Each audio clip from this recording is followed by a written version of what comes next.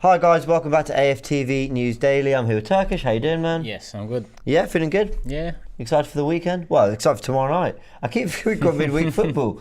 I got used to not having it quite quickly. That's probably not a good thing. It's alright, it is what it is. But yeah, game tomorrow, how you feeling? Yeah, it is what it is. League Cup, Wimbledon at home should get the job done. But I want to see, some of the players that we haven't, got that much of a chance to see play. Go on, just a quick list of Tavares, them. Martinelli, Balogun. Yeah. I think probably out of three that I'd say I definitely want to see Patino with a start coming off the bench. That will definitely be exciting to see. So yeah, that's what I'm looking at the Wimbledon game as. More prep behind the scenes, more so than prep for Tottenham. Yeah, I hear that. Guys, if you want a full preview, the warm-up is out, so go check out me, Turkish and Cecil giving our predictions, our 11s, and sort of looking ahead to the game. But if you want a more comprehensive preview with a Wimbledon fan, Chris Thorpe, who actually writes why do I always forget? I keep saying, I want to say fan magazine, it's not fan, it's the match day program for Wimbledon. Program's not a difficult word, but every time I talk about it. I hear people call it fan mags as well. Maybe that's why I'm confusing myself. But anyway, go check out the interview that Turkish did with Chris as well, box to box. That is out on AFTV at the moment. So yeah, go check all that out before the game. We'll be live doing all our matchday stuff as well for that tomorrow. Always, yeah. Let's talk about Arsene Wenger. Oh, hey, this is why I'm on. Listen, Arsene Wenger did an interview in the Telegraph. I've got it here. Well, if I just whip it up, he did an interview in the Telegraph. The headline, if I just get rid of that, it says Arsene Wenger exclusive: why young players are overpaid, his painful Arsenal exit, and deflection tactics. He touches on all sorts of stuff, including Robin van Persie, the move to the Emirates, how it kind of ended for him as well, in terms of he mentions some of the finals and semi-finals we got to. Then we'll go into all that.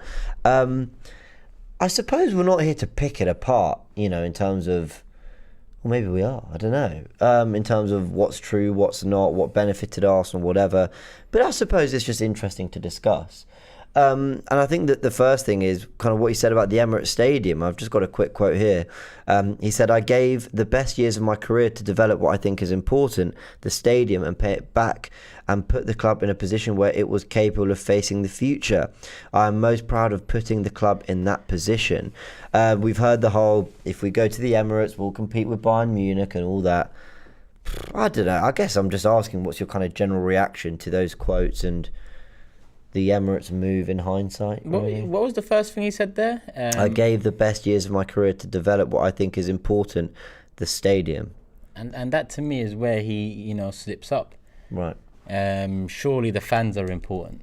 Surely the club, is more important than a stadium alone. Yeah. Surely when we look back at that stadium move and we consider what we was doing a few years prior to moving into Emirates and then now. Yeah. We was competing more with the bigger clubs back then than we are now, by far. So I don't know. It's a bit. It's again diverting away from the reality that you had some part to play in the demise and decline of Arsenal Football Club. I don't like that. Does he have a point that the club had to be future-proof? It had to, because where. Listen, it didn't go the way we wanted, but could Arsenal be competitive now? Listen, they probably could.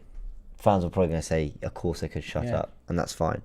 But do you not need the 60,000-seater stadium, the modern? Don't you need to be progressive? Don't you need to move with the times? And isn't the Emirates...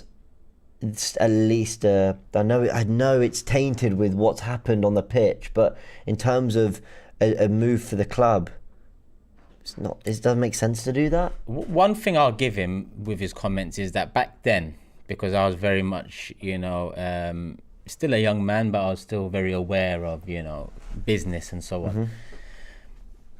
Gate revenue, ticket sales, that made up a lot of income for a lot of clubs. So back then, when we was, thinking about moving into a new stadium and then moving into the new stadium, ticket prices, tickets in general, the money you get from tickets, the revenue overall from match day, it was a big part of a club's income.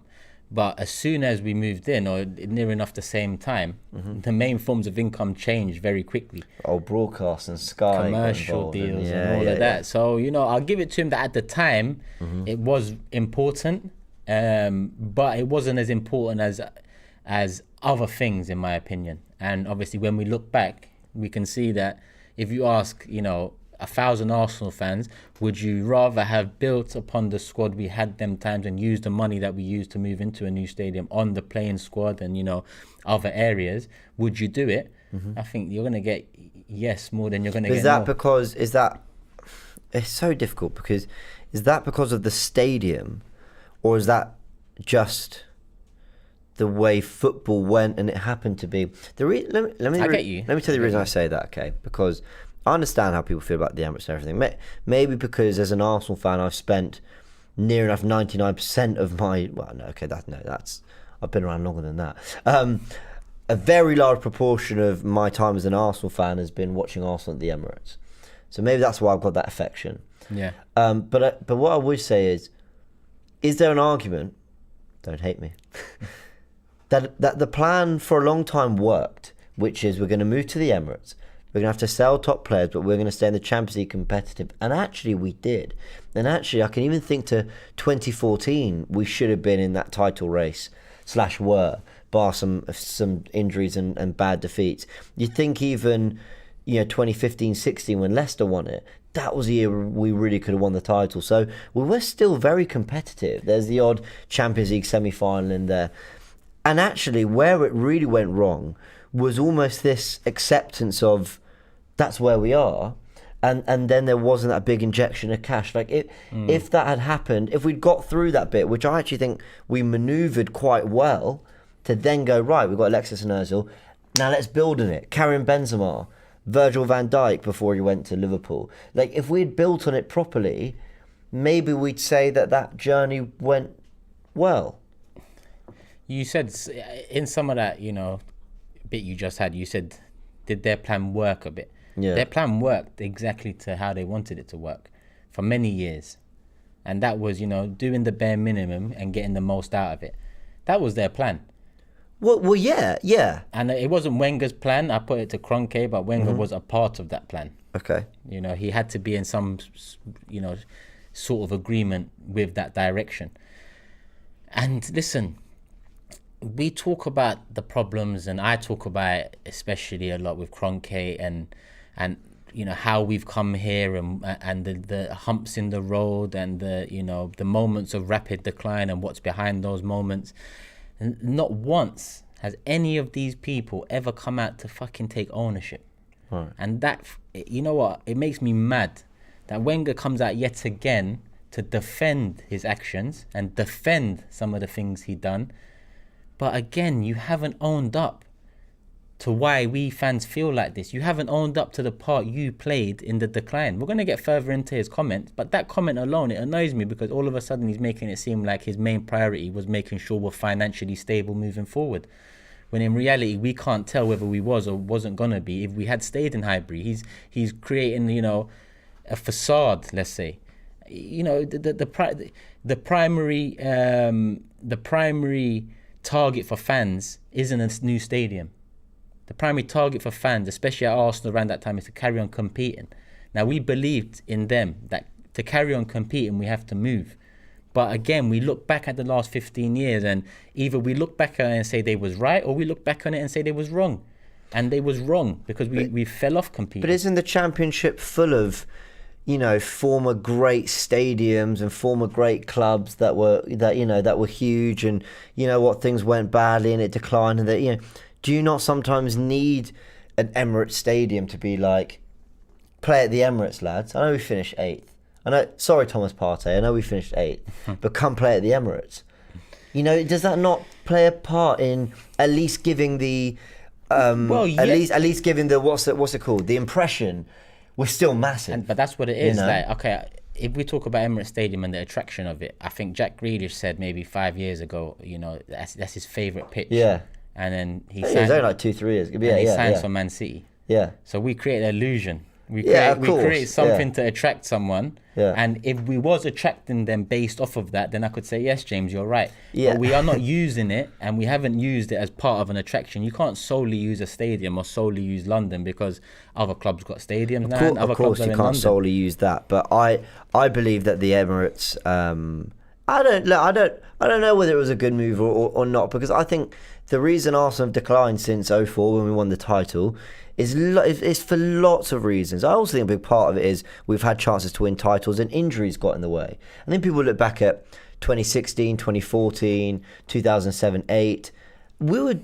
I think we win one, if not two, of those titles if Cazorla and Coquelin stay fit all season, if Ramsey stayed fit in the form he was in, if Eduardo's injury doesn't happen. So I think there were moments where it nearly happened for us. And listen, the Emirates was all a part of that. I think in some ways the illusion the Emirates creates of a massive stadium for a massive club in a great area that supports amazing fans and all that, I think that is a good thing. But whether the selling of our best assets at time and not competing so that we could have this stadium, of course, that's probably You're right. Look, moving into a bigger stadium is a good thing. Yeah. Getting more money from moving into a bigger stadium is a good thing. Yeah. Only if you utilize it for what we thought and we expected them to utilize it for. Yeah. If they haven't, then they've utilized it for their own needs, and their own needs are not in line with what fans want. We don't care about how much money they're making and their profit margins and whatnot. We care about what happens on the pitch. Mm-hmm. We care about winning, challenging, competing, showing ambition, showing some pride. They've lost all of that. And Wenger, we're going to get into it further. And I want it to be the first time we go through it here. So I haven't really read too much into it. Mm-hmm. I hope he elaborates on that. But if he doesn't, and his main focus of that Emirates change didn't take into account his change of philosophy from the Vieira type of midfielder to a Fabregas type of midfielder, and then his also change in philosophy from maybe young foreign talent to young British talent. Mm-hmm. Wenger got hurt over the years. He got hurt by a few of the players, the Invincibles that wanted to leave in the end, I believe. But at the same time, he also got hurt by the Fabregases and Nasris and the Clichy and the young project we had back then. Yeah. And that forced him into a change to a British core, because his assumption was a British core won't, up and leave when they're ready to. But in reality, he was wrong again. So talk about these things, Wenger. Don't just talk about the stadium move and that you wanted to put the club in a great position and that's why you did it. When in reality, you talk about why we're not in a great position then. Yeah. I hope he moves on to that, but we'll see. Yeah, fair enough. Listen, I hear what you're saying. Natasha with the Super Chat says, the fact is that there is no small club with a 60,000 seater stadium. It was a business move and it clearly made sense at the time. You've acknowledged that at the time things were different with revenue, broadcast money, dependence on ticket sales, what it kind of meant to be a big club, how competitive other clubs were at the time. Listen, with all due respect to Crystal Palace, because I like Crystal Palace as a club, but they've got players that make them incredibly competitive, like Wilfred Zaha, and that wasn't probably the case 20 years ago, whenever this Emirates move started, becoming a conversation and becoming a reality. Thanks to the super chat from K Maturi. We've got one here as well. Yeah. None of what Turkish says has perspective. If Arsenal stayed in Highbury, would be awful now. Now, this guy talks about perspective in one sentence and then says, if we'd stayed at Highbury, would be awful now. So he talks about perspective and then he makes a wild assumption based off of nothing. Absolutely nothing. And that's what us fans have to stop doing. Let's look at the facts. I actually love you, Turkish. The facts are we moved and we are awful now. Not if we had stayed at Highbury, we'd be awful. No, we don't know that. That is no perspective to that comment. That comment is just like, there's nothing behind it, no substance. So I think he meant the stadium. As in what? As in Highbury would look like shit now. You fix it up then. Emirates looks like shit now. They haven't painted it in how long? Well, look, Stamford Bridge is the example. I don't think Stamford Bridge is more than a 40,000 seater. What was Highbury? 30 something, 40 something? I forgot the capacity. Yeah, John, I'm going to look it up in a sec. But 7 maybe? Something like that. Stamford Bridge I think is a 40 something seat. And they've won titles in Champions League. So look, the size of your stadium doesn't. 38. Right. Okay. That was Highbury. Yeah. Yeah. So it doesn't define you know, how big a club is, but I understand why whoever was in charge of that at the time. And the thing with Wenger is, for all his faults and mistakes, especially towards the end, you know, I always believed he genuinely did what he thought was best for the club. Whether he got it wrong and maybe acknowledges some of it or not, you know, he's done a lot of interviews. I've read his book. We're actually going to touch on his book later because it's winning Book of the Year, surprisingly. We're going to touch on all that. But I wanted to ask a question. I'll ask it in a second. We've got some super chats, and this is not coming from me, so please don't hate me. I love you. Go on, no, So the super chat says, Turkish stubborn as ever, still doesn't want to credit Wenger. Look at us now. I'm just going to let you. I give Wenger a lot of credit. That's why if you ask me about Wenger and it's a conversation about Wenger and Arsenal, not a conversation about interviewers having, where the first quote is alluding that the stadium move was more important than, you know, the club challenging and competing. I would tell you that the first years of Wenger, the first half of his career, you know, was wonderful, and it gave me the greatest memories as a football fan. You know, I loved the man. No, and by the way, we talk about Wenger a lot, whether it's in the studio or between us, and you have always been so unbelievably complimentary of what Arsene Wenger did as a manager for this club. Of course, at the end of the day, listen, Arsenal were about, and we was a massive club before Wenger. But what Wenger brought to us, and during a time where I was growing up, I was in school, there was banter, secondary school, and so on, and what he gave me and what he achieved with the club, you know, I'll never forget that, and I could never speak highly enough about Wenger for that. Mm-hmm. But his last half of his career at Arsenal Football Club is there's so much contrast to it that you have to split it up to talk about Wenger. You have to. He was so innovative in his first half of his career at Arsenal. He was special. He was different. He was unique. He brought something that, you know, no other club was doing to the league. And the style of football he implemented, you know, we were being compared to Brazil those times with R9 and Ronaldinho and Rivaldo and all of them. Yeah. You know, but in the second half, he was arrogant. He was stubborn. He was blind, you know. He was, what is a director of football? Someone who directs traffic. Like, by the way, I agree with all that. I agree with all of that, actually. I love the man. I absolutely love the man. You think I'm one of the fans who really didn't know an Arsenal before Wenger. Mm-hmm. So I remember when he left the club, you know, I shed a tear, and it was very emotional because there was a little part of me that was like, if it, you know I don't support Arsene Wenger Football Club, but in a lot of ways it felt like that. So I get all that, but having said all that, I knew it was time to move on. Forget what's happened since. That doesn't matter. Those are a whole other set of mistakes and things that have happened since. But it was time to move on, in my opinion, because I agree there was a stubbornness. There was a persistence with players that are clearly not good enough. There was wasted funds. A lot of people act like Wenger didn't spend money. The last couple of years, there was a fair amount of money spent, and some serious decline that went with it. I'm not talking just league position. I'm talking the football got worse. So I completely understand all that. The Emirates move is just always a great debate about whether it was the cause of what's happened or it's just a coincidence and people kind of attribute the blame to that. And I'm more on it would have played a part, but actually there was more light at the end of the tunnel in 2014, 15, 16 than maybe people remember, because at the time we weren't challenging for titles. But as we've seen with Chelsea, it doesn't take a lot to go from, or even Man United to agree, to go from being in the top four, had a couple of players, you're challenging for the title. So actually really Arsenal were always thereabouts. You know what, part of Wenger's class and that, you know, was that him as a person fell in line with Arsenal tradition and whatnot. And around that time, and I did this is why, as much as I'll say that, you know, gate revenue at that time was a key component of income for football clubs. We also had David Dean, who around the same time knew. Yeah. We can say knew now. Yeah. You know, at the time it was thinks or thought that foreign ownership and big investment from owners will be the new direction of football. Hence why he initially brought in Kroenke and then later on brought in Usmanov. So there must have been discussions those times about, you know, stadium might be one form of income, ownership is another form of income, you know, which is going to matter more. In the end, you know, Dean went the way he went and the club's gone the way it's gone. And I think part of why it ended like that for Dean and it, you know, went the way it did is because the club was so fixated on becoming self-sustaining. And we heard self-sustaining for so many years. Yeah, we did, yeah. Yeah, that when we look back now, as Arsenal fans, okay, some care. Maybe if you ask 10 fans, 7 won't care, 3 will. But what does self-sustaining do? You know, okay, it protects and I'm not saying abandon those laurels completely. Yeah. But what I'm saying is, over them years when we moved into the stadium, when we had foreign interest and even ownership to 30% in Usmanov, why not open the door to that? You can't tell me in 2021 that the stadium move protects the future of the club. Yeah. When the stadium move had so much of an effect negatively on the future of the club.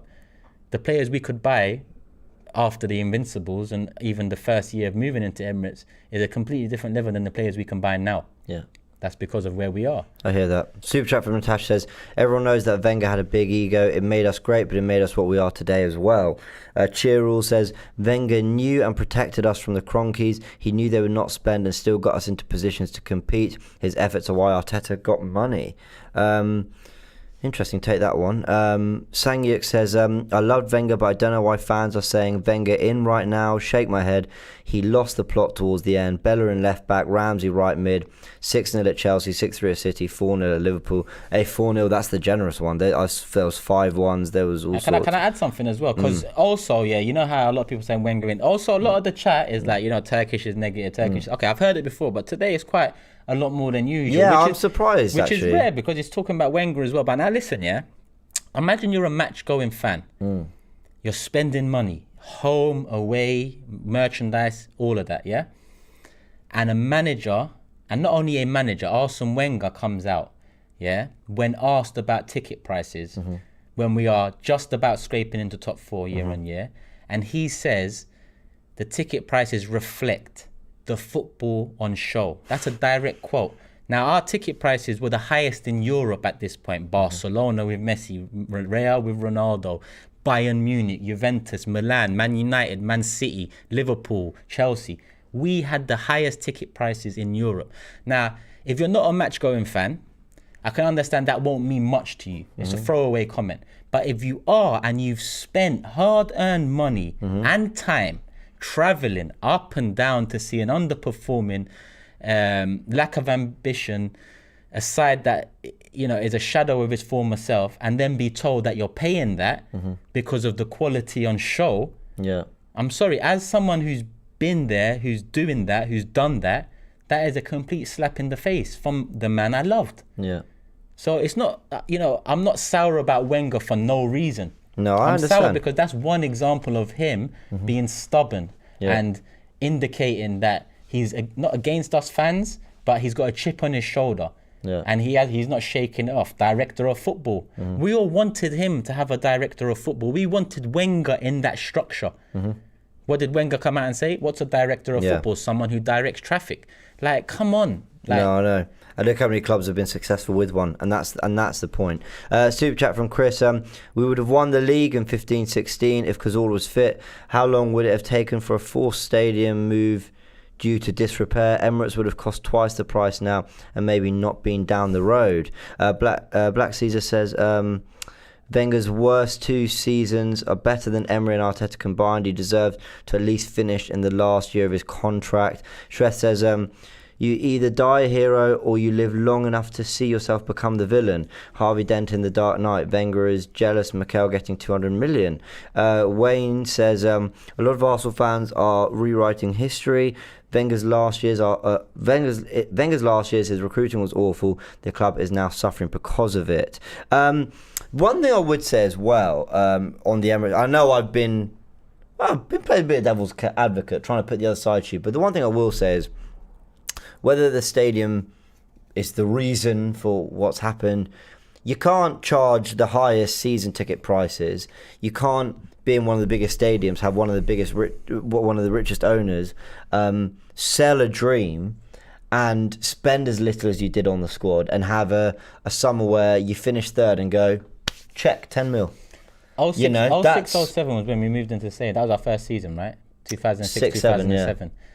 My first appearance on AFTV, 2017 February, yeah? Was that your first appearance? And when was it? It was a lot longer, doesn't it, guys? Off the back of 5-1 against Munich. Yeah. Now, what did Gazidi say when we moved into the stadium? We want to move to compete with the likes of Munich. 10 years later, 5-1, 10-2 on aggregate. Yeah. with what year did you say that was? 2017. February 2017. Right, was the so last I remember. Champions So League that tie. team had Petr Cech in goal, a Chelsea reject. It would have had Mustafi. It would have had Alexis Sanchez. Would have Mesut Ozil. Would have had Granit Xhaka. Would have had Olivier Giroud. Who, listen, I know what Olivier Giroud's gone and achieved in the game, but how many years did we keep thinking we can compete for the title with Giroud up front, and he wasn't good enough? Yeah. So I completely understand. And what you saw was clubs being quite innovative and clever with the signings they made, and us not willing to. The fact that Kante went for 30 million, like at the time, that was gettable for us, and we didn't do it. And I know Chelsea. I know we went to Chelsea, but there was a lot of frustration around Arsenal and the deals they didn't do, and I think that's kind of where it stemmed. It was, "What are you telling us we're not doing these deals because we've got this bloody stadium?" So, and that's why, in a sense, it's funny because when people say generally about YouTubers, AFTV, or any, Twitter, people that us fans that give opinions, you don't know nothing. What do you know? You're right. We know as much as each other. You know as much as you want to know, but you can only know as much as the next person who wants to know as much, because there's a limit to how much us fans can really know. Yeah. But at the end of the day, we've seen them make so many mistakes over the years. They've bought that player when in reality they should have bought that player, and years have gone by that have proven that was right. Yeah. So what fans thought that summer with Kante and Xhaka, for example. Okay, at the time we had, we thought Xhaka might be someone. We didn't look too much into Kante. But years on, we realised that's a mistake. Yeah. What about the summer we signed Socrates for 17 mil and Leicester signed Soyuncu for 19 mil? I look back at that summer, we obviously made a mistake. And that can be done for so many summers where we've bought someone for a particular price and we could have got someone else that another team has, and in 2-3 years we've realised that should have been the option. That's why we have so many opinions, because the club are not exactly proving us wrong and doing things right. Even with this summer, we don't know about this set of players: Ben White, Lokonga, Ramsdale, Tavares, all of it. We don't know yet, but we will in 2-3 years. Yeah. And that's when we can analyse this, transfer market properly. I hear that. Really relevant super chat here from Sean Luke says, I think Brentford will win the league. Fair enough. Let's go into some other quotes. We're moving away from the Emirates stuff. The one of the quotes that kind of did the rounds was Wenger talking about Wilshere and Ramsey. He said, before there was more kicking, and I must say the media allowed that. When I look back at players like Wilshere, Ramsey, who have been injured early in their career, and when you're a manager, you feel very responsible for that. We won't touch on this too long. Can a manager really always be responsible for kind of the injuries that players sustain? And I think I've heard before that Wenger had a lot of regret about how much football Jack Wilshere played, but he was so good he couldn't drop him. And people forget that in 2010-11 as well, we were in the title race till about... There was a lot of years when actually go to Feb, March, and we were still very competitive. We were near the top. But, for whatever I hold against Wenger in terms of, I hold a lot of love for him. Whatever I hold against him in terms of what went wrong in the final years, I've never put injuries on him, I have to say. In fact, it's the one area I've always felt incredibly sorry for him in that, Cazorla, who was one of the best midfielders in the league, was what made us tick, was what got the best out of Mesut Ozil. Does his Achilles, he's out for a year and a half, 2 years. But I think he had like a 6-month injury before that one as well. And there was a lot of, Jack Wilshere, the next big thing. Didn't happen. Ramsey, in his best form, gets muscle injuries, he's out. And Diaby, there were so many players that I just thought, the poor guy isn't going to these clubs with his real ammo, with his army. I don't know. Is that being fair? Or you can't put that on Wenger, I mean, at the end of the day, injuries at Arsenal over a period of time, it just seemed like either luck was against us or our medical team was one of the poorest in the league. Yeah. Because it just kept on happening. In terms of Wilshere and his comments about playing him too much, I can understand, because even at the time, if I put myself in that, in my shoes those years, I would have wanted Wilshere to play. But in hindsight, it would have been better for him to be protected more. But this is how us fans should be. We should be getting behind the young players. We should be supporting the team no end, and we should just believe. But we've done that, and it's led to the fall of players like Wilshere and Fabregas, and regrets from Wenger, as he's highlighting here. Yeah. So when are they going to start changing it up? First, own up to your mistakes, and then change it up. learn. Like right now, we've got Saka and Emile Smith-Rowe, who are in a pretty similar position to Jack Wilshere coming through Arsenal in terms of importance, in terms of how much they're loved by the fan base, and in terms of very comparable expectation in a sense. Maybe more so now, considering when Wilshere was coming into the side, we was a top 4 side. When these, Emile Smith and Saka have come in, we're chasing top 6, top 4. So there might even be more pressure on these two right now. Have we learned? As much as Wenger's saying that, and he's not part of the club right now, have the people in the club learned? I'd say no, because of what we're seeing now, which is going into the season with them not protected. Yeah, we've got a super chat here from Kay Maturi. Says the British call was the beginning of his demise. His subsequent investment mattered none when his call was rotten and average at best. Chris said, I think most would like reaction and discussion from super chat, maybe not read out a group of them and not comment. What's the point of a super chat? Thanks, Chris. It's so that you guys can have your say on the matter, and you get your opinion read on AFTV. That's the point. And we are chatting very generally about all this. If we answered everything, in essay length, we'd probably be here till 9 p.m. But we do appreciate them, so please do discuss with us. And thank you. Let's talk about his comments on Van Persie. I just thought this was quite funny before we go to something a little bit more deeper rooted to chat about. He says, he talking about Van Persie, he called me because he wanted to come back, but it was impossible. He was at the end of his career and we were investing in young players. This is Wenger talking about Robin Van Persie in 2015. This is a quote I saw doing the rounds on social media today. I think it's from the same article. But anyway, whether it is or isn't, I thought that was just quite a funny... I mean, I did not want him anywhere. Shouldn't have dared call, but I'm glad he rejected that one. The Fabregas one, on the other hand, not so much. No, the Fabregas one, and actually, the Fabregas one I found so disappointing because there was a redemption arc there, in that he went to Barcelona, and I think there was rumours that he missed training to kind of force it, but he gave his all to Arsenal when he was here.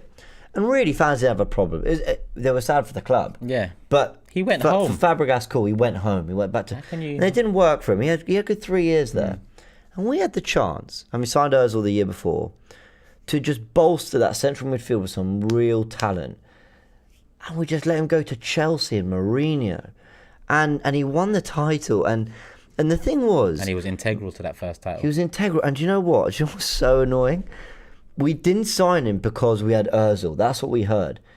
But Mourinho, Mr. Pragmatic, Mr. Defensive and boring, went, okay, well, we got Oscar, Mata, Hazard, but that doesn't matter because Fabregas isn't that type of player. And there was moments like that where, for me, Wenger's judgment, I started to question. Because I started thinking, even me, who, as people say in the comments, but what do we know? I would never have played Fabregas as a number 10. He was a central midfielder who dictated the play, and you put him next to a Matic or someone more robust, and we can start. And guess what? He ended up reverting to that by bringing Cazorla into midfield. So he ended up learning from it anyway. But I just couldn't believe he was hurt a lot by Fabregas. Look at Cristiano Ronaldo, right? Why is he at Man United? Because he was on the brink of going to City, or the agents were at least putting that out there. And United, who had Cavani, who had Martial, whatever, done all their business, and they done their bit, because there was no rumours of it. Suddenly went, no, you're coming back home, please, and we're just going to find a way to make this work. Whether we make it back on shirt sales, just the mood of the club. Obviously, he's still a great player, but you find a way to make it work because it's an opportunity you can't pass. They protected the reputation of their own, club as well. Because I couldn't believe when we look back on Fabregas now, and I talk about Fabregas, there's always that. But he went Chelsea and won the league. Man United stopped that happening with Ronaldo. Now there's no comparison with Ronaldo and Fabregas, even their status at the clubs. Yeah, but we didn't protect that. Wenger was hurt so much by Fabregas that he just, turned his nose up at him. Yeah. And in the end, Fabregas went and won a league title. I believe he got 18, 19 assists. Won 2 league titles. Won 2. The second one, he didn't play as much part of the role, but he was still thereabouts, But doesn't that prove a point that even Conte found a way to use him? Conte, top manager. We won it now. Here's another quote. Arsene Wenger, defending his final years at Arsenal, I've got this through via Footy Accumulator, says, people don't realise we won the FA Cup against Chelsea, who had just won the league. In 2018, we lost the League Cup final against City and semi-final of the Europa League against Atletico Madrid by just one goal. Now, I'm going to answer this before I move on to you. That's exactly the point. Exactly. That's exactly the point, Arsene. You never did enough to... We were nearly there for 10 years. Let's just really quick. I think 2009 we got to the FA Cup semi-final and we got to the Champions League semi-final, if I'm correct. We lost to Man United. 2010 we were in the title race that year and we got to the 10-11 we got to the Carabao Cup final. 2011-12 we got top 4 and I don't think a lot really happened that year. 2012-13 probably not a lot happened, but then 14 we won the FA Cup. 15 we won the FA Cup. 16 we were in the title race. 14 we were in the title race as well. 16 we were in the title race. 17 we won the FA Cup. 18 we got to the League Cup final. We were starting to move away. But you know what? All right, we dropped out of Europe, so we had the chance of winning that. We didn't. We got to the Europa League. Well, we're going to finally win silverware. We got to the semi-finals. We didn't. So that's exactly the point. The reason we were all so frustrated was because we were so close. And they never did We were so close, and you gave us Petr Cech. Yeah. We were so close, and you gave us Petr Cech. That's the point. That's the frustrating part of it. That is exactly the point, Arsene. We were so close. And you know what winds me up? And I respect everyone's opinions. Pierre-Emerick, you're doing a great job in the academy. I'll give you that right now. And you know what? I believe he was a great leader. And he probably was fantastic around the club. But he wasn't good enough. Yeah. And for 3-4 years, I believe we had at times a world-class centre-back in Laurent Koscielny. And we gave him Pierre-Emerick because he was fine. And we never said, what's the level above? And I'm not joking. I wanted Van Dijk when he was at Celtic. I wanted Van Dijk when he was at Southampton. You know why? Because we will have access now to Football Manager database. You bought him on FM, that's what I was going to say. Of course I did. To YouTube, to watching football globally. We knew there were players out there. Bakary Sagna was finished 2 years before he left the club. And this is what... We needed to build on it on a season, challenge for the title, and we got Petr Cech. We wanted Mustafi. We offered 17 million. They wanted 24. We paid 35. Man. And this is what I'm saying. We lost. You know that season that we missed out of the top 4 by a point to Liverpool? Yeah. We lost both games to Liverpool. We started that opening game with Xhaka as our only signing because we didn't get the striker we needed. We didn't get the centre out we needed. We lost that game. We went to Leicester. We drew. We went to Liverpool. Who did we have after that? I can't remember. But the point is, I know I've gone on a massive rant. I'm so sorry, guys. The point I'm trying to make is what you're saying here. We were close. People don't realise we did all these things. That's it. But that wasn't just the last few years. That wasn't just the main decline. We all wanted that was the whole period. You were close. We all wanted him to take that extra, necessary risk to get over the line, win the Europa League or win the Premier League, or now we. Again, what he's doing is Wenger's a very smart man. I love him. As much as I love him, he's a genius. He's a very smart man, and a smart man can, the way he's wording these things. It's like I don't remember how I felt in the semi-final against Atletico when Koscielny's struggling to clear it and he kicks it straight off of Griezmann's face and it's 1-0 and we go out of the Europa League. When I put myself back there, I was so frustrated because, like you said, in the summer before, if you do the necessities, then you have more chance, but you never did it up until you left the club. But we all wanted you to do it. Year after year, failure after failure, we wanted you to be the one to take those risks, to spend that money. But we did. I liken it to, don't know how many people watch tennis, I liken it to when Federer won his I think 8th Wimbledon, but it was like he won it in 2012, then he won it again in 2018. Yeah. And there's 6 years, but it was always, come on, please have one more in you, and he did. And when he did, it was the sweetest. It was the sweetest. That's why that first FA Cup, if Wenger had left, that would have been... Because we all wanted the Premier League, but we said, you know what? He broke the trophy duct. We got an FA Cup. Call it a day. Right. But actually, I didn't mind him staying after that because he'd been given money and whatever. But which fair, yeah, I guess. But then I almost thought the perfect fairy tale ending was you beat Conte, one of the greatest Chelsea side, one of the greatest Premier League point tallies, and let's say 30 wins out of 38, phenomenal. You beat them in the final to become the manager who's won more FA Cups than any in history. Arsenal had won more FA Cups than any in history. And what an amazing legacy to leave behind, even with everything else. Yeah. Look, but I do find it sad, but I love the guy. But when he talks about these things, that's really the point we're making, is that, you had 10 years to know that you were close, and it was always stubbornness, and it was always, El Neni and Coquelin will be fine. No. Why not? I don't want to say Wanyama because I know what happened with him at Celtic, but with Spurs. But I know injuries mainly. But look how good he was when he first came in. Like, there was a lot of. I wanted Moussa Dembele when he was at Fulham. I wanted Moussa Dembele. Listen, now he's gone. I can say it. Dembele was. I know I keep saying Spurs player. People are going to hate me for it. But look at the direction that club went in when those players came in. There were chances that I think us as fans saw. We thought, why are you not seeing what we're seeing? AS for the Super Chat says, big up guys, question for both, just prime Alexis, prime Fabregas and prime Van Persie in this team, where do we finish this season? Listen, 3 players in their prime of that ilk, you win the league. No, but does he mean all 3 of them? Put prime, he means put all 3. Yeah, we win the league. Prime Alexis.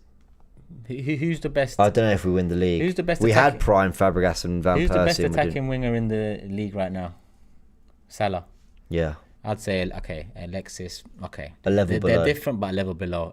Who's the best Fabregas type of midfielder? De Bruyne. I'd say Fabregas is same level. Yeah. And who's the best striker in the league right now? Lukaku. Van Persie's different level. Yeah.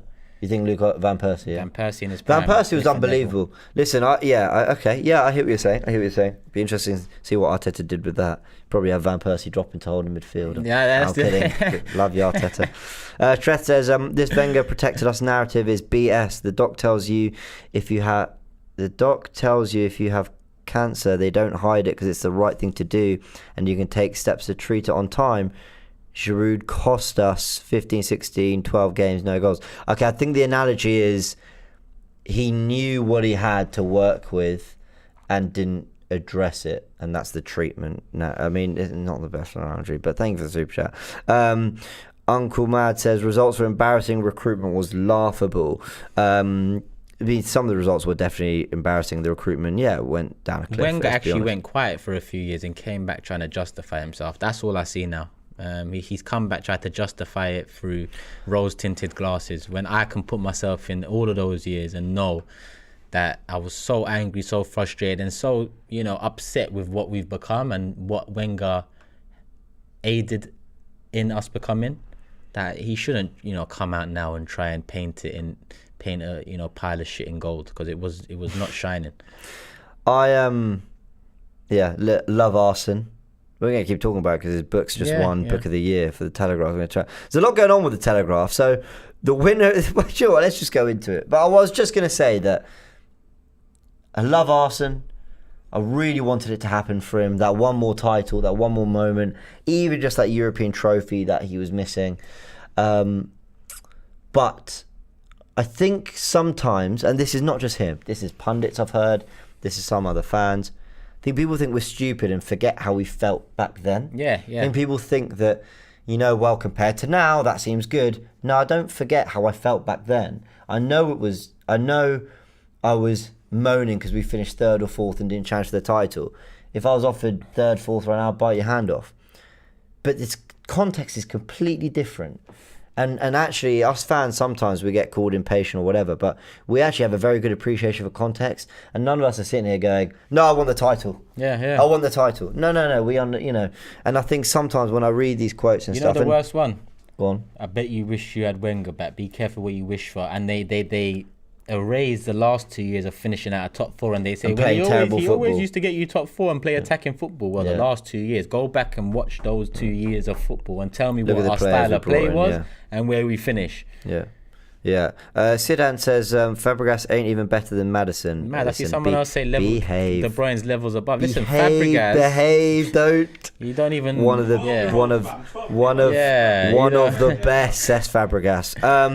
Right, let's talk about. By the way, if you want the full interview, it's on the Telegraph, so go check it out. We've just taken some of the quotes. They've been doing the rounds on social media, obviously, because we've only done the quotes. We're 45 minutes into this show, so obviously we can't do everything. Just some of the stuff that people have been discussing the most. But if you want the full interview, go check it out there.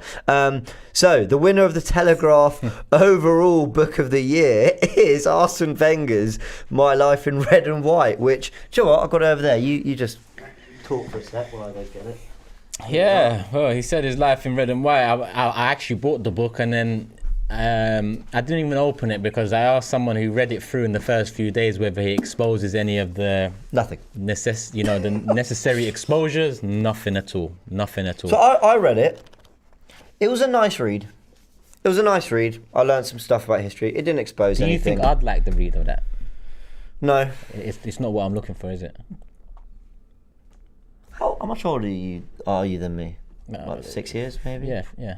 I would think you know a lot of this stuff. Okay. I think if I was 6 years older, this is stuff I'd have come across in the internet and whatever. I saw a lot of comments from sort of big accounts saying, I could have written the book. Listen, I couldn't, but I heard others saying that, and I thought, okay, I mean, that shows you how much people who were there at the time have felt they really taken up. I learned a lot because I wasn't there for a lot of it. Yeah. Well, I was 4. You're not a real fan. I'm sure I'm going to get some of that. I thought it was a nice read. I thought it was interesting. I love the guy, so it was endearing in a lot of ways. I've done a full book review on this, by the way, 2 days into my job at AFTV, and Robbie goes, I said, Wenger's book's out. We should do a book review. Tomorrow I went, yeah, just read it in one night. Well, the audio book, which he read in his own voice, which actually made it a bit more emotional. So I was walking around, I was on the train. Mum was like, the new job's working you hard, isn't it? Yeah, bloody hell. It was fine. Yeah. Well, book of the year is wild. I can't believe we got book of the year. Surely there is a better book in the world. It probably sold a lot. Because maybe you think about a lot of fans waiting to hear the truth about the club and what happened and all that and the hype behind it. It probably made a lot of sales. Sorry, KML W1NZ goes, be older, James. You know what? This is the kind of stuff I actually get, though. So big up. I know you're having a laugh. I love that. But people would genuinely get at me for that. Be older. I'm sorry. I came when I arrived. Yeah. And on the subject of the book, and we're talking about Wenger here, and I guess this is one of the last times I'm going to really discuss Wenger in full, unless a bombshell comes out in the next few years, where he exposes something. When he brought that book out, he went on TalkSport, Mm-hmm. Now, number one, TalkSport vilified Wenger and Arsenal for years. Yeah. Years. Do you know what? That's a really, really good point. Made a mockery of him and really got on the back of Arsenal more than any other club. Now, that's number one. He went on that radio station. Mm-hmm. And on that radio station, forget what we think of Arteta right now. It could be Arteta, it could be Emery, it could be Conte. Whoever manager was in that position, Wenger went on TalkSport and he said, I'm not sure why Ozil isn't playing. He should be playing. Now, do you know how much pressure that puts on the manager? At the time, it was Arteta. Now, how can people tell me this man who comes on TalkSport to promote his book by putting the current manager under pressure by saying we should be playing Mesut Ozil, who's gone over to Fenerbahce and hasn't performed well. Yes, he scored his first goal for them the other day, but hasn't performed great in the Turkish league. Yeah, should have been playing for us 8 months ago. It's wrong. It's wrong. Like the Wenger's a smart man. He knows what he's doing here. So as much as I love him for the first 10 years, the last 10, he was a different man. Mm-hmm. Might as well change his name because it's not the same man I knew or thought I knew. Yeah. It really, them little things get to me. Because people get onto us for coming to sit here and being negative or putting pressure on a player or putting pressure on a manager, where our greatest manager has come out to put pressure on the manager by saying Ozil should be starting. What nonsense is that? Why don't you come out and talk to us, Wenger, about the real core issues we want you to expose? No. I won't do that. I'll talk to you about Ozil because Ozil gets clicks. Yeah. Our manager done it. Nah, I'm not having it. Right, let's go into... Well, we talked about the book. What was the last bit of news? Oh, the squad photos come out. Let's end on something lighthearted for the last 5 minutes. The squad photos out. Let's take a little look at it. I just thought we could have a little look and see what we learn from it. Probably absolutely nothing, but it's quite a funny exercise. I know Cecil loves this kind of stuff. He's probably sad he's not on this on this particular he likes a little picture and a little quiz, isn't it? Yeah, he does. He loves a picture, a quiz, a kind of, I don't know. Did you see the Pepe one? Yeah. He loved Paint that. me like one of your French girls, that one. He lost his head. I know. He absolutely lost his head. All right, let's have a little look at the photo. We can just get it up. That's my little nudge towards. Yeah, I'm getting a big thumbs up. Yeah, there it is. Thank you. You've done good. Let's talk about this photo. Can I just talk about the top right-hand corner first? Go on. Going once, going twice. Highest bidder, please. Highest bidder. Do we have any bidders? No bidders, no? Get to the top right corner and take a picture. Are you talking about Kolasinac? I'm talking about that top right corner. And Nketiah as well? All of them. And then Chambers. Oh, no. Yeah, I just Cedric in there as well. Turkish, you're the worst. Okay. Right, Firstly, nice to see them back actually all next to each other after, do you remember last year's kind of facing up, all spread apart with the Community Shield and FA Cup on display and kind of, it looked like a kind of, I don't know, they were going to siege Gondor or something. But one thing I've noticed, I can't even take credit for it because it was there's someone else on Twitter that basically said it. I can't remember who. If I remember, I'll credit. But our two backup goalkeepers, Hein and Okonkwo, taller than Ramsdale and Leno. Oh, yeah. Okonkwo's the tallest by far here. I've always been a big believer. I know in football you can be fantastic, kind of whatever height, stature, whatever attributes you've got. But I've always kind of been a believer that, of course, there's a natural advantage to be a tall goalkeeper. Yeah. And Hein, Okonkwo got his professional contract, got promoted to the first team. Hein has done very well on international duty recently against Wales as well. So yeah, I don't know. Maybe they'll. In the modern day, you need keepers to be good with their feet, and generally, tall players in general are not the greatest with their feet. Yes, Berbatov, yes, Peter Crouch even, and yes, you get a few tall players that are good with their feet, but generally they're not. So I think it's a mix now. I think old school, tall keeper makes sense, but now they need to have something about them with their. Yeah. Another thing I've noticed, Aubameyang one side of Arteta. I saw that as well. I was hoping you wouldn't, because I think that's captain and vice captain then. I think that's exactly what that is. That breaks my heart. I can't even lie to you. Imagine what it does to me if it breaks your heart. Yeah. Anyway, do we dare? Do we dare? I feel like I'd like to not today. Do you know what I mean? I feel like today we've pointed it out. Do with it as you please, people. It's crazy. Where's I'll ask this: who should be vice there? Tierney should be there. Yeah, I agree. Tierney should be there. Where is he there? Okay. I'd even give it to Thomas Partey. Even that. Or to be honest, I'd even put Pepe there. Pepe's struggling to fit in at the end there. I don't know what's going on. That should be Xhaka at the end there. Put Pepe somewhere else and fling Tierney there next to Arteta. Agreed. Okay. Rob Holding. His hair's looking good. But I didn't realise he was that tall, Him, Mari, Gabriel, big players. Tomiyasu, Lokonga. I didn't know Lokonga was that tall either. We've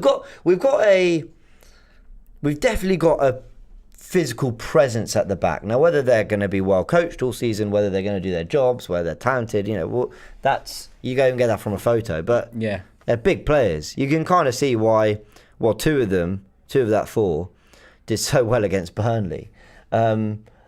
There's definitely a sense of physical stature coming back to the Arsenal defence. Tomiyasu, obviously, it's my first couple of games getting to know him. So far, so good. I mean, him being tall was kind of about the right back position, but you can see he's quite athletic. He gets up and down well. and and he slots in as a right-sided in a free centre back. Well, yeah. So even with him there added along the rest of the backline, Mari, Gabriel, Holding not so much, because being tall and a presence is one thing, but when you've had years of buffoonery at the back there, it doesn't matter how tall you are, people are gonna think you're a bit of a I can't find a better word than a mug, but because I'm just going by in football sense. When I play Sunday League, if I see when I used to play Sunday League, if I see a centre back here that is notorious for making mistakes, notorious for being a bit of a soft one, or you can rattle him a bit, every time I play him, I'm onto him. Right. So his reputation's been tarnished more so than even Callum Chambers. I think Chambers has gone downhill because of injuries more so than stupid mistakes all the time like Holding, but both I hear that. Need to be moved I do on. think injuries had the one big knee injury I think had a part to play for Holding for sure, but I get what you mean. I've noticed something else here. Emil Smith-Rowe's socks, Mr. Low Socks, has got them over his knees. Look at that. Oh yeah, must be for the pictures. They must say, "Hey, listen, we gotta look professional and classy, people." But must be because they don't have to go over the knees. Look at Tierney's; they don't go over the knees. Oh yeah, true. So he's done a complete 180. He's gone from kind of around the shin ankle to right. He's gone for the Thierry Henry. I don't know. Listen, who cares? Mainly, that's really what. Who cares? It's just quite funny. It's funny getting through the team picture though. Yeah, they all look happy, don't they? Who looks? Martinelli looks happy. Nketiah does not. Nor does Callum Chambers. But hey ho, Xhaka's got that kind of awkward face. That's exactly what I'm looking at here, man. Xhaka's got that kind of I should be in Rome right now. Yeah, you know what I mean? What's going on, man? You just got a pay rise and a new contract. Smile, my guy. The haters are in the mud. That's why you should have been smiling. You should have put a thumbs up as well. Yeah. Partey looks very happy. Lacazette not so much. Ben White looks a bit awkward, but I mean, zoomed in. Yeah, he's got that face of like, that's a bit awkward. Do you know what I mean? Yeah, Arteta over smiling. It is what it is. Listen, we're just messing around. Please don't when we do this stuff, right? People take it so seriously. Yeah, because look, one person said the picture can't win the league. Like I was about to say, what's a picture? We're gonna do it. We're gonna do it. Look at the formation in that picture. They know what they're doing. They're set up well. Defense like a rock. Fluid in attack and 4 keepers. How is anyone going to score against us? The league is ours. The league is ours. I didn't believe in the process until now. Oh, bro, you're so right. Please don't take this seriously. Oh my word. Anyway, there you go. What a nice cheery way to end. That's your squad photo for and the you got season. me smiling, people. You see? We've got you smiling. I'll say one thing to end on a slightly delusional positive. When I look at the squad, there's a lot I like about it. That's what I'll say. There's a lot. When I look at Smith Rowe, Tierney, when I look at Odegaard, Saka, White, Pepe, Lokonga, Tomiyasu, Gabriel, even Mari as a backup to Gabriel, 2 proper goalkeepers in Rams and Leno competing, and plenty of youth to come up as well. I like that. But yeah, we're going to win the league now. Fingers crossed. Yeah, that's it. Exactly. But look, anyway, guys, that was fun. I'm glad we did that. The comment section are too funny. Hey, one last super chat here. I don't think you got this one. Shress says, Chelsea has proved everyone wrong. If you want to win Champions League and Premier League, you can change the manager and players who do not perform or win. Wenger just wants relevance, for fuck's sake. Pardon my language. Andrew says, agree, James. We just need a manager. Oh, let's see. 2 wins on the bounce. I see Rocco putting my channel link in there. I don't even need to do the plug-in anymore. My guys are doing it. Big up Rocco. Well done, Rocco. Always active as well. I'm on 50k now as well. It's all mad. I didn't even think I'd reach 500. Let alone 50k. It's crazy. Right, guys. It's Wimbledon tomorrow. I'm going to see you then. Centre court. See. Dead joke. That was quite good. It's AFC Wimbledon tomorrow. I've got to chuck the AFC in now. Don't forget to watch Box to Box. Came out this morning. Turkish chatting to Chris about all things AFC Wimbledon ahead of this big game. The warm-up is out as well, and tomorrow will be in the morning, Good Morning Arsenal, and all the stuff running up to the game. Doesn't feel like the day before a match day. Maybe that's the whole Carabao Cup fever, isn't it? But it is one that I think we'll all be really disappointed if we don't win. Yeah. And get to the next round because we've got a chance. GDG and he says, big up you two, and we'll end on that. Thank you very much. Love. Guys, we will see you tomorrow. And News Daily return on Thursday. So, we'll see you all then. day tomorrow. We are. Love see you later. Cheers, guys.